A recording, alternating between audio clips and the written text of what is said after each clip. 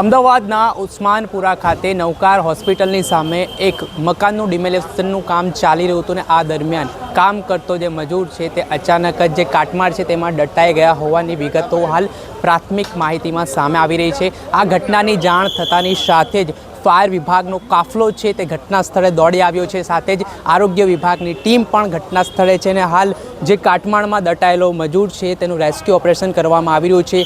ઘટનાને જે ગંભીરતાની ધ્યાન રાખીએ તો ડિમોલિશનની કામગીરી ચાલી રહી હતી ને આ દરમિયાન અચાનક જ ડિમોલિશન કરતા દરમિયાન એવું કહેવાય રહ્યું છે કે 5 થી 6 જેટલા મજૂરો છે તે અહીંયા કામ કરી રહ્યા હતા અને અચાનક જ ભીખર ધસી જવાના કારણે કાટમાળ છે તે મજૂર ઉપર પડ્યો હોય ને હાલ તે જ મજૂરને રેસ્ક્યુ કરવા માટેની કવાયત છે તે ફાયર વિભાગના જવાનો દ્વારા કરવામાં આવી રહી છે। ને આ દ્રશ્ય આપણે બતાવીએ કે એ ઘરનું ડિમોલિશનની કામગીરી ચાલી રહી હતી ને અહીંયા એક સાઇટનું નિર્માણ આગામી દિવસોમાં થવાનું છે ને તે ઘટનાની જાણકારી મળતાની સાથે જ અહીંના પૂર્વ કોર્પોરેટર છે, સાથે જ હાલ ફાયર વિભાગના જવાનો છે, સ્થાનિક પોલીસની ટીમ પણ ઘટના સ્થળે દોડી આવી છે ને વિગતો મેળવવાના પ્રયાસો કરવામાં આવી રહ્યા છે। આપણી સાથે જે સૌપ્રથમ પ્રત્યક્ષદર્શી છે જેમના ઘટનાની જાણ થઈ એવા પૂર્વ કોર્પોરેટર જોડાઈ ચૂક્યા છે, તેમની સાથે સીધી વાતચીત કરવાનો પ્રયાસ કરીશું। શું છે આપનું નામ?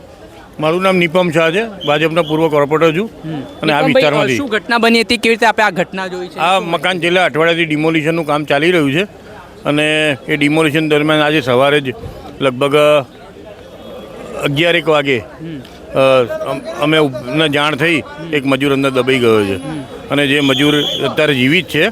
જે મને જાણ થતાં મેં તરત ફાયર બ્રિગેડ અને પોલીસ ખાતાને જાણ કરી અને તમામ લોકો આવી ગયા છે અને કામ ચાલુ છે।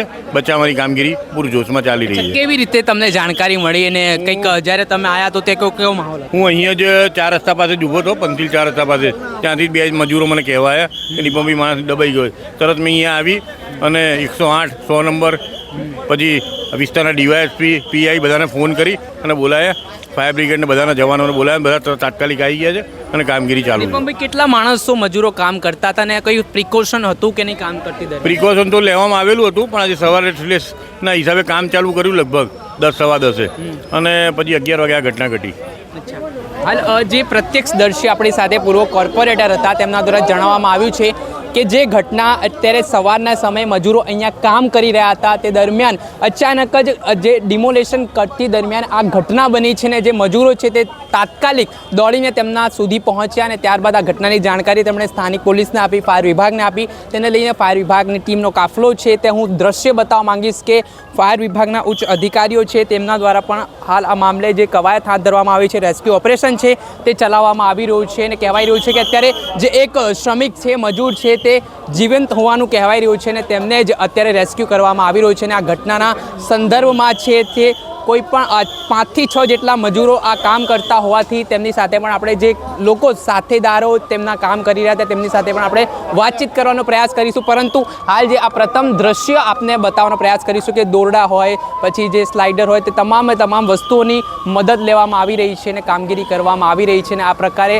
હવે તપાસનો વિષય છે કે આ જ્યારે ડિમોલેશનની કામગીરી અહીંયા ચાલતી હતી ત્યારે કોઈ પ્રિકોશન રાખવામાં આવ્યું હતું કે કેમ તેને લઈને પણ હાલ સવાલો ઊભા થવાની શરૂઆત થઈ ગઈ છે। પરંતુ અત્યારે પહેલી પ્રાથમિકતા એ છે ફાયર વિભાગના લોકોને કે આ રેસ્ક્યુ ઓપરેશનમાં તેમને સફળતા મળે ને જીવંત વહેલામાં વહેલા તકે છે જે હાલ શ્રમિક દટાયા છે તેમને બહાર કાઢી શકાય, હેમખેમ રીતે તેમને હોસ્પિટલ સારવાર અર્થે પહોંચાડી શકાય। માહિતીમાં અત્યારે જો અમને એવી જાણવા મળેલી છે કે કોઈ ડિમોલિશન મકાન હતું, એની અંદર કામ કરતા એક વ્યક્તિ દબાઈ ગયેલું હતું। તાત્કાલિક રેસ્ક્યુ માટે ફાયર બ્રિગેડની ટીમ, પોલીસ ઘટના સ્થળે પહોંચી ગયેલી હતી અને જે દબાઈ ગયેલી વ્યક્તિ હતી એને તાત્કાલિક બહાર કાઢી અને સારવાર માટે અસરવા સિવિલમાં ત્યાં રિફર કરેલ છે। હાલમાં વ્યક્તિ કે અત્યારે એક જ વ્યક્તિ દબાયેલાની હકીકત હતી અને એક વ્યક્તિને નીકાળી દેવામાં આવે છે જે હયાત છે। એ તપાસ ચાલુ છે, હજી તો પ્રાથમિક દ્રષ્ટિએ છે મિત્ર, તપાસ કરી દઈશું પ્લીઝ। હજી ઓટોમેટિક જે પણ માહિતી છે એની કાયદેસરની કાર્યવાહી અત્યારે નોંધ કરવામાં આવી રહેલ છે। વૈષ્ણવજન તો તેને કહીએ જે